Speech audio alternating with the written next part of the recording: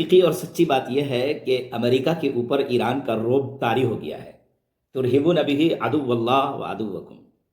ایران نے اپنی ایمانی طاقت، ان کی شریعت، ان کی فقہ، ان کے علماء، ان کے قائدین، ان سب کی روشنی میں اور ان سب کی معیت میں اتنی تیاری کر لی ہے کہ امریکہ بہادر، جو 1945 سے پورے ورلڈ کا سپر پاور بنا ہوا ہے، اس کو یہ دکھ رہا ہے کہ ایران ایک ایسی طاقت ہے جس کو دبوچنا بہت ضروری ہے، جس کی طاقت کو سلب کر لینا اور ختم کر دینا بہت ضروری ہے۔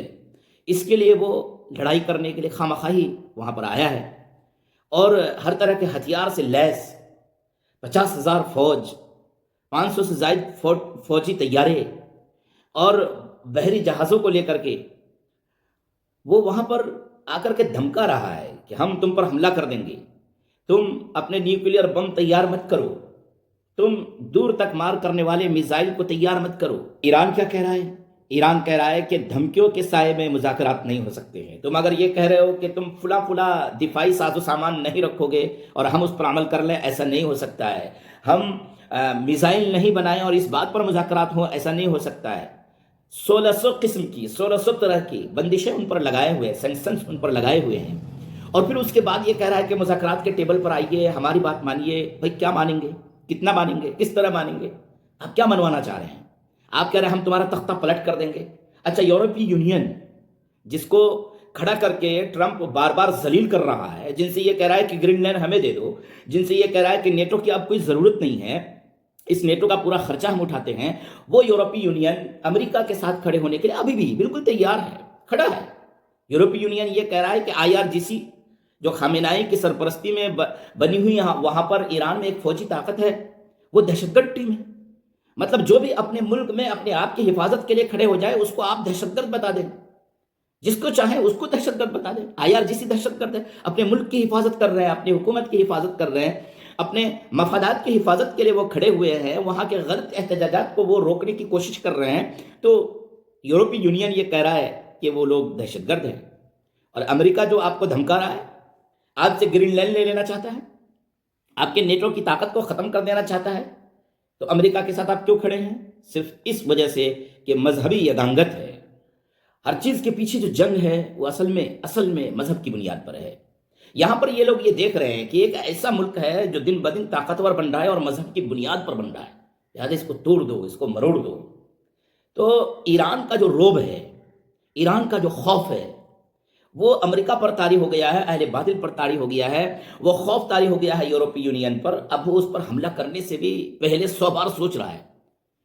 $200 بلین ابھی تک انہوں نے خرچ کر دیا ہے اور ہر طرح کی تیاری کر لیا ہے، اور پھر دھمکیاں بھی دے رہا ہے کہ آؤ ٹیبل پر بیٹھو، مذاکرات کریں گے۔ کیا مذاکرات کریں گے؟ کس بنیاد پر مذاکرات کریں گے؟ کیا آپ یہ مذاکرات کرنا چاہ رہے ہیں کہ خامنئی کو وہاں سے ہٹا دیا جائے؟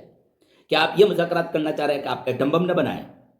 ایٹم بم کیوں نہیں بنائیں گے؟ وہ آپ ہزاروں ایٹم بم رکھیں گے، روس ہزاروں ایٹم بم رکھے گا، چائنا ہزاروں ایٹم بم رکھے گا، دیگر اور ممالک ہزاروں ایٹم بم رکھیں گے۔ وہ بھی ایک خود مختار ملک ہے، خود مختار حکومت ہے، وہاں پر بھی لوگ رہتے ہیں، ان کو بھی اپنی حفاظت کرنی ہے۔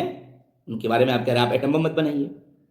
ہاں، آپ یہ کہہ سکتے ہیں کہ ایٹم بم بنا کر آپ دوسرے ملک پر قبضہ مت کیجیے، جیسا کہ آپ قبضہ کر رہے ہیں۔ ابھی تک 50 ممالک کو آپ نے ایٹم بم کے ذریعے ڈرائے ہیں اور ان کی زمینوں پر قبضہ کیا ہے۔ وینزویلا پر جا کر کے آپ نے قبضہ کر لیا، وہاں کے صدر کو اٹھا کر لے آیا، بیچاری ان کی بیوی کو اٹھا کر لے آیا، ان کو امریکہ کی جیل میں ڈال دیا آپ نے، ایٹم بم کی وجہ سے نا۔ آپ ایٹم بم بنائیں تو اچھا، دیگر اور آپ کے دوست لوگ ایٹم بم بنائیں تو اچھا، لیکن ایران ایٹم بم نہ بنائے۔ یہ ظلم، اور اس ظلم کے خلاف بولنے کے لیے میڈیا تیار نہیں ہے۔ عجیب لوگ ہیں، طاقت کے پیچھے اندھے ہیں، یہ بس طاقت ہے تو ہم اس کے غلام ہیں۔ اسلام غلامی نہیں سکھاتا ہے۔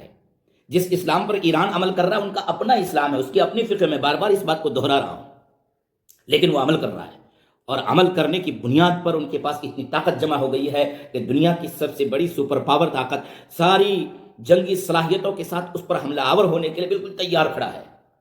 کر دیجیے حملہ، کچھ نہیں بگڑنے والا ہے، بلکہ یہ ایک آغاز ہے اس فتح یابی کا جس فتح یابی کے انتظار میں پوری دنیا کھڑی ہے۔ جی، آغاز ہے، یہ آنے والی ہے وہ یہ فتح یابی۔ شروع تو غزہ سے ہو گیا تھا، شروع تو حماس نے کر دیا تھا، اور اس کی لپٹیں پوری دنیا تک پہنچی، اور اسی کی یہ لپٹ ہے جو ابھی آپ آئے کھڑے ہیں یہاں پر۔ چونکہ آپ کی عزت پر وار کیا گیا ہے، آپ کی انا کو توڑ دیا گیا ہے، آپ کو توڑ دیا گیا ہے، اس اسرائیل کو توڑ دیا گیا ہے جو اسرائیل یہ کہہ رہا تھا میں بہت طاقتور ہوں، میں ہتھیار بناتا ہوں، میں ہتھیار بیچتا ہوں، میرے پاس بہترین ٹیکنالوجی ہے، اور ان کی عزت کی دھجیاں اڑا دی گئی۔ اور امریکہ کی عزت کی دھجیاں، اصل میں امریکہ اسرائیل امریکہ ایک ہے، امریکہ کا CIA اور اسرائیل کا موساد ایک ہے، یہ دونوں مل کر کے ہی پوری دنیا کو کنٹرول کرتے ہیں۔ ان سے کنٹرول نہیں ہو رہا ہے ایران، ان سے کنٹرول نہیں ہو رہے ہیں ان کے پراکسیز، ان سے کنٹرول نہیں ہو رہے ہیں ان کے میزائل، ان سے کنٹرول نہیں ہو رہا ہے ان کا یورینیم افزودگی کا جو عمل ہے۔ وہ ڈرے ہوئے ہیں، خوفزدہ ہیں کہ ان کا غلبہ ہو جائے گا۔ ارے روک نہیں سکتے ہیں آپ، غلبہ آج نہیں تو کل حق کا ہوگا۔ قل جاء الحق وزهق الباطل ان الباطل كان زهوقا۔ میں پھر واضح کر رہا ہوں اس بات کو کہ میری مراد اس سے صرف ایران نہیں ہے بلکہ پورا اہل حق ہے، لہذا امریکہ پر رعب طاری ہو گیا ہے، امریکہ خوف زدہ ہے۔ کیا امریکہ حملہ کر دے گا؟ کر بھی دے گا تو کیا ہوگا؟ کر دیجئے، کچھ لوگوں کو شہادت مل جائے گی، جنت مل جائے گی، لیکن حملہ کر دینے کے بعد پھر جو نتیجے سامنے آئیں گے اس کا اندازہ امریکہ کو نہیں ہے، اس کا اندازہ اسرائیل کو نہیں ہے۔ کہہ دیا ہے ایران نے کہ ہم تل ابیب کے دل کو پھاڑ کے رکھ دیں گے، تل ابیب کے پرکھ سے اڑا دیں گے، اور پھر اسرائیل کا وجود خطرے میں آ جائے گا۔ ڈر رہا ہے میرا بچہ کیسے بچے گا؟ باپ اور بیٹا، بیٹا اور باپ دونوں مل کر کے مشورے پہ مشورے، حملہ کریں نہ کریں، حملہ کریں نہ کریں، ڈرا رہے آؤ مذاکرات کے ٹیبل پہ۔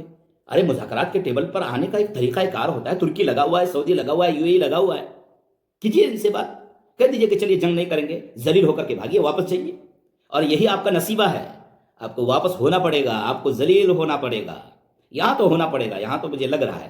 اور یہ بھی کہ آپ کی ان کے ساتھ جنگ نہیں ہوگی، ایسا بھی نہیں ہے، جنگ سے آج آپ بچ جائیں گے، کل ضرور ہوگی، جنگ بھی ہونی ہے، لیکن ابھی آپ کو ذلیل ہونا ہے، ایسا تو لگ رہا ہے۔